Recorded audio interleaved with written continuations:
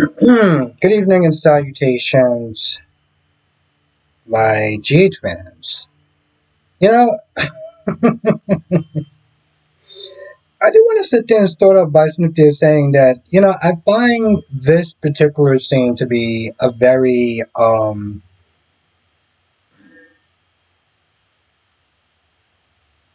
don't know. I don't know if you want to sit there and call it divisive or if you want to sit there and call it controversial in a sense scene with this Dante versus Gio scene, right? Because as you know, I did a live stream with a creator named GH Aftershow, and he's even snipped there putting it on his stream tonight. As far as did Dante go too far? Hmm. Now, here's the thing. I still stand on business. But when I sit there and say that, Dante had every right to sit there and be upset with Gio because Gio made a bad call, right? He made a bad call. He should have sat there and called Dante. He should have sat there and called Lulu when their son was drinking and passed out on the floor, right? And yeah, thank God for Cody being there. Otherwise, what would have wound up happening? So I get that, I think most people will feel angry if they was blindsided like that. So I get that. And that's why I stand on business. And I stand by the things that I said yesterday. With that being said, right? Anger could blind the living hell out of you, right? And I get some people in the comment section, and even Lois Smith is saying today, like, yo, listen, he's going to be fine. That anger doesn't just magically go away just because, you know, he's going to be fine. Obviously, it should, but it just doesn't. That's just not how humans operate a lot of times. But what annoys me with Dante is what Lois said. He's projecting, right? Lois had enough. Lois was like, listen, he was there for him. Where were you at? You failed him as a parent. And all he's doing at this point is projecting, being angry at Gio when he know damn well, you know what? You're the parent. Where are you at? Because in all reality, he feels like he felt his son. But instead of him sitting there owning that, he's taking out his anger and his frustration on Gio. And that's not right. Okay? Because now he's sitting there talking about bringing him up on charges and everything like that. I'm like, bro, if you're going to bring him up on charges, then you're going to have to sit there and bring your own son up on charges. Because he was underage drinking. Right? Now, obviously, that's just being said out of anger and frustration and stuff. Just a bunch of hot air. What bothers me is that that's an abuse of his power. It's the same thing that pissed me off when Chase was doing that. Hell, even Lulu came in. Lulu was like, "Yo, you doing too much. You're doing way too much." I mean, he started getting on about his upbringing and how people were babying him and da da da da da da da da. And I guess one could sit there and argue, look where Christina's at. Look at where your own sister's at. You're getting so down on him, and yet your sister is constantly being coddled by your father and Alexis. So, before you sit there and start throwing stones at Gio, you need to sit there and realize where your own house is at. Bottom line, get your house in order before you sit there and start coming at Gio sideways. So it's a very conflicting sort of a story because, yes, again, I stand by everything that I said. But I do understand that he's going about this in just a really shitty way because he's projecting. right? Um, you got that going on. You know, Rocco Smith is saying to Laura that he's never going to drink again. He starts Smith is saying, just kind of recounting his version, his story of his perspective of what wound up happening. Um, ultimately, Danny just Smith is just kind of just leaving him and all that stuff, and him Smith is saying that he's not going to drink anymore, which, it's cool. I mean, like Laura said, we all say that during our first hangovers.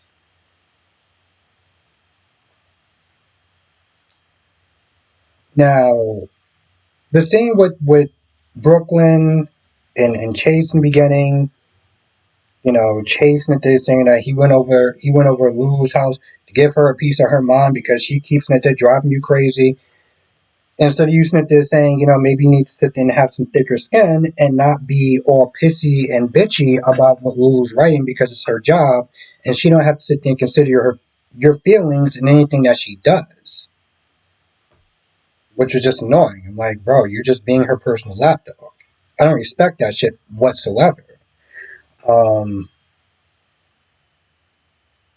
and also, telling him about how Tracy knows and you know all that and how that went down. At some point, Lois says come over there, and Lois says sit there and talking about Rocco and everything like that. And um, there's a point I think either Chase or Brooklyn's like, why are you that upset? Like, yeah, I understand. Like, Dante was definitely kind of overreacting in a sense because at one point Chase was like, listen, I get what he's, I get it, like he's pissed off, he's mad, that's his child and stuff like that. So I understand why he's going off on Gio. I think everyone, because even Lois is like, listen, Gio might have made a bad call.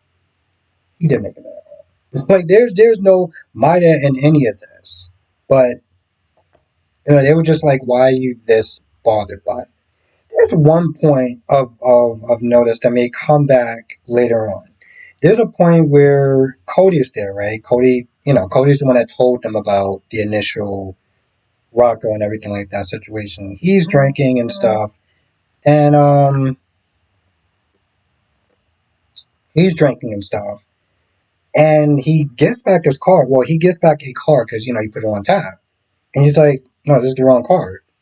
And the bartender gives him the right one and says, these type of cards are really hard to get because they don't have a limit on them, right? And so for some odd reason, he watches who the bartender gives this unlimited credit card back to, which was Ava and Rick. Now, Ava and Rick was, again, at Alexa's house for extortion, and Rick just came up with the most idiotic reasons because Molly was like, why are you there? And at first, I don't exactly remember what his initial reason was for it. I think he was talking about the accident or whatever. And, Christina was like, listen, let's just make amends. And she was like, hey, listen, um, I want to have a better relationship with my sister. I can't do that if I'm seeing that they're constantly coming at you. So I apologize to you. She apologized to Ava. She even sits there and says, my fault for what wound up happening to Irene or Adela or whatever the hell the baby's name is. But the point is, she doesn't sit there and blame Ava this time. Now, Ava was sitting there talking about like the apartment because they came up with all sorts of BS excuses like, oh, I came over here to give Molly an apartment because I know she's tired of, not being in an apartment there. She did, they didn't bother to sit there and mention TJ's name once, which I still find hilarious, but they came up with a bunch of um, excuses that didn't really make a lot of sense of why they were there, but they left and Christina didn't really sit there and think too much about it. Molly does come home, and at first, Molly's kind of still getting on Alexis about committing Christina, and Christina's like, listen, we lost too much. There's too much going on. And of course, when they first both got there, whatever, or I think when Molly got there, Alexis is like, scouts upstairs, right? This is something that I thought about towards the end of the episode. Actually, during it, see, she talks about Drew, right? And she's like, listen, the stuff that Drew was doing, it was a terrible choice, and this, that, and the third, and just pretty much judging Drew for the whole um bar incident, which I actually tell you the truth, I think she's making more of a bigger deal out of it than what it is. I get the whole how it may affect Scout in some sort of way. I don't know, I'm not a psychiatrist. But my thing is that she's judging a situation and she doesn't even know the full story. So like that annoyed me, right? But what annoyed me even more was the fact that they felt the need to sit there and kind of remind the audience, if you forgot how much you hate Drew, there's a reason. Like I feel like in some weird sense, maybe that's just me like spitball or whatever. That it's like the show is trying to manipulate certain people into how much we as the audience is supposed to hate Drew. Like the dude wasn't even on the episode, and yet they felt the need to sit there and bring his name in, drag him through the mud, and he wasn't even in the episode. Like, okay, tomorrow he's in the episode. Okay, fine. Feel how you want about Drew. It is what it is. But I don't know.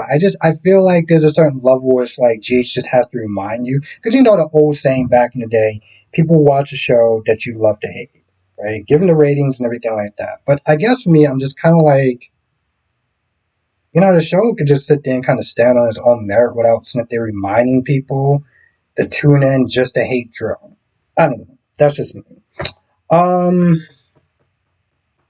what else wound up happening in this episode?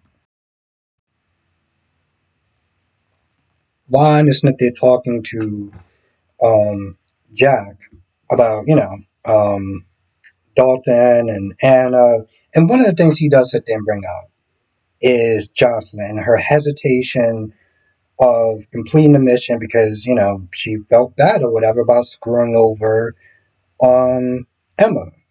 As a concern, like, listen, we don't know if she's really going to be able to put the mission first. Now, Josh is sitting there talking to Emma, and they're having this talk about misunderstandings, misconceptions, or whatever, and how Jocelyn changed because of Dex's death. And since they're sharing and everything like that, Emma's like, can you keep a secret? So she tells us the reason why she's going after Dalton. That he has something to do with animal testing, illegal animal testing, and they couldn't prove it, and she had to sign an NDA, and that's the reason, you know, her whole arrest record. And why it's so important for her to sit there and get this research assistant, so this way she can find the proof to sit there and bust Dalton, because he's like whatever he's doing, he was doing it in his old college, and it was bad enough where they had to sign an NDA, and this way she wouldn't go to jail. So she's like, I need to get um this partnership, so this way she can bust him. And Jocelyn's just like, either way, somebody will sit there and stop him. So she doesn't have to feel that guilty because it's not like, oh, if I don't make this great or whatever, I'm never gonna, succeed or whatever. It's not like you're taking away an opportunity as far as, I don't know, her level of perfection or whatever. Anyway, they finish talking because she gets a text from one of them, either Jack or Fawn, and she goes to the office. And she pretty much is like, so what? You were just sitting there shit talking me the entire time. And then Jack just pretty much kind of reminds her the importance of getting um, this research assistant, that he's working on something, it's really dangerous, and they need to sit there and get the tech. And also, um, if he's talking to Anna, let her know. Because it's like, we don't want to get anybody else involved. Other people are sitting there interested in him or whatever. We don't need law enforcement and Anna getting in our way. So just kind of really stressing the importance on how important, I guess, it is to sit there and take Dalton down and for you to sit there and complete the mission. And that, Vaughn is going to be your handler in a sense.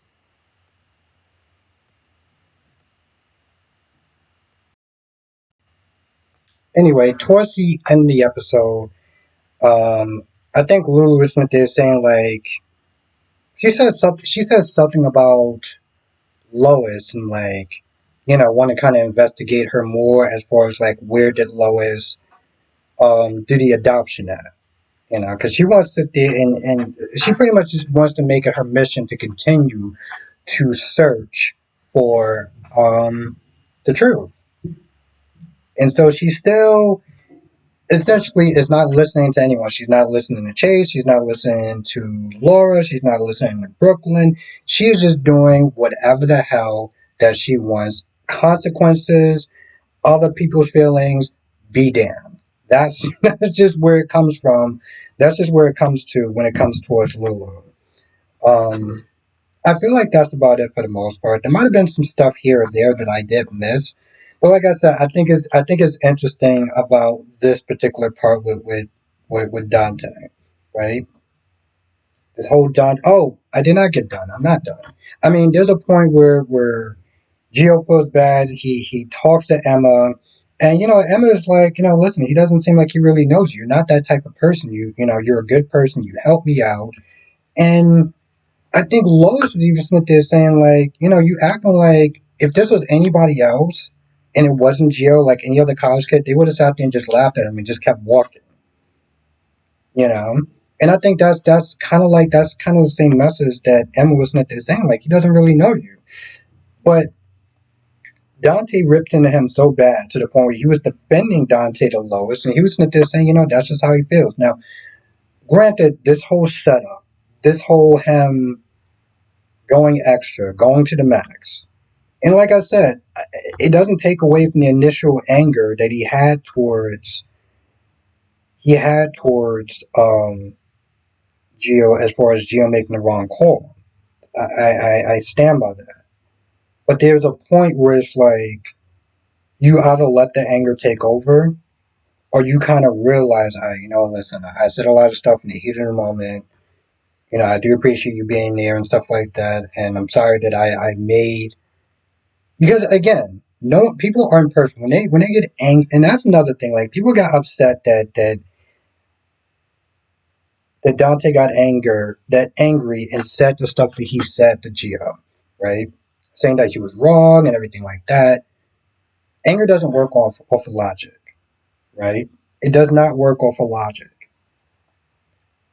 And so that's why, and again, that's why I stood on business when I was like, I understand his anger. But there's a certain point where it's like, after that passes, you should sit there and apologize and be like, listen, I was angry, but I came at you sideways. And at the very least, you would be like, listen, I don't like it. That was hurtful, but I understand where you were coming from. We all been there. But then there's a point he just went past it. And that's what it was like, all right, bro. Like, I was defending you yesterday, and I still initially stand by what you're saying. But now Gio Smith there doubting himself. And of course, this is all a setup. So when the truth gets revealed, they're gonna have their issues or whatever. And Lois is like, I think Lois is like, the fact that he was coming at his son like that. You know, I don't know how initially that would have changed. Like, let's just sit there and say in an alternate universe that he knew. Part of me would have believed that he would have kind of ripped into him the same way. He might have forgave him faster. He might have apologized for what he initially said, because he is hurting his other son. But that's also like family to him. So I don't know. I don't know. This whole thing is very divisive, I would sit there and say. But anyway, I'm gonna end it here. I feel like that's about it. That might have been some more stuff, but that's my initial review. If I missed anything or your thoughts on it, let me know. We'll be talking about it tonight, of course, 8 p.m. Eastern, 5 p.m. Pacific. We'll talk about all the soap operas. You know exactly what they are. And yeah, I'll see you in the next video.